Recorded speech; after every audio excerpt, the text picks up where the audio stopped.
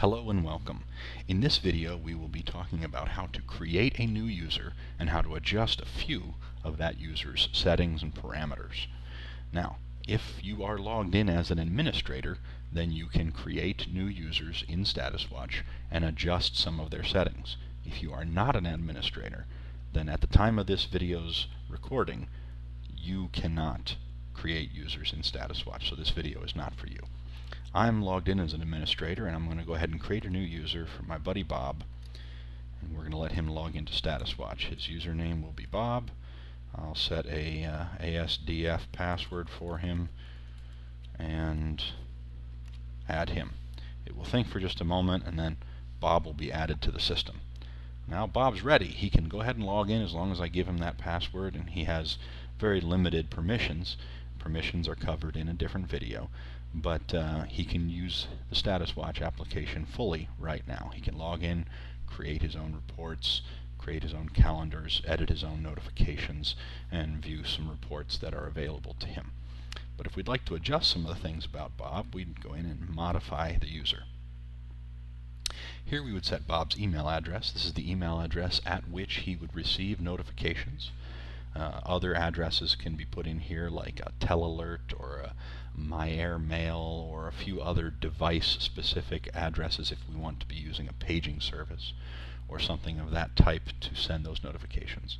This is also the address at which a password reset would be sent to him if he is not using a corporate level authentication for StatusWatch. Many large enterprises will use a corporate level authentication for StatusWatch, and for those scenarios we cannot reset the password through the StatusWatch application. You would go through whatever process is in place to reset your own corporate level password for access, and that would be outside of the scope of StatusWatch.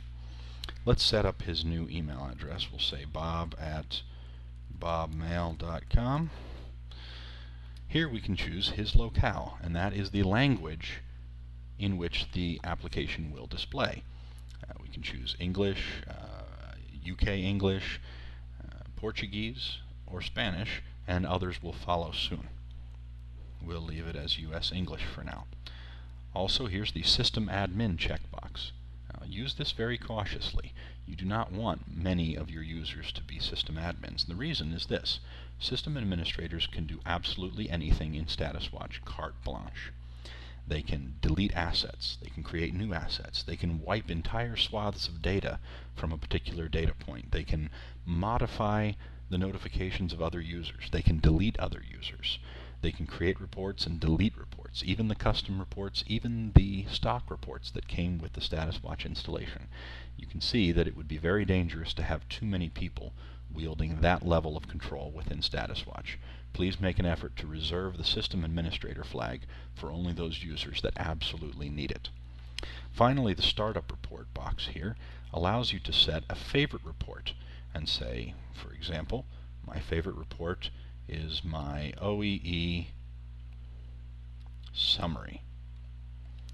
Well, if I select that for this user, that means that when the user logs in, he won't be taken to the standard gallery, but rather that report will go ahead and try and run right out the gate for him. So if you have a favorite report, you can set it for yourself as your startup report. If a specific user's only job function within the scope of StatusWatch is to log in and run one specific report, print it out and bring it to his supervisor, then you can set for that user that that report is his startup report, so that he can't even misclick. He logs in and it just fires it up. All he needs to do is click the View Report button and he's all set. Now, the other tabs here are all covered in other videos. The Permissions tab in the Permissions video, the Group Membership tab in the User Groups video, and the Notifications tab in that Notifications video. So we won't cover those here. But that covers the User Details tab, and that ends the scope of this particular video. So thank you for your time, and we'll see you in the next one.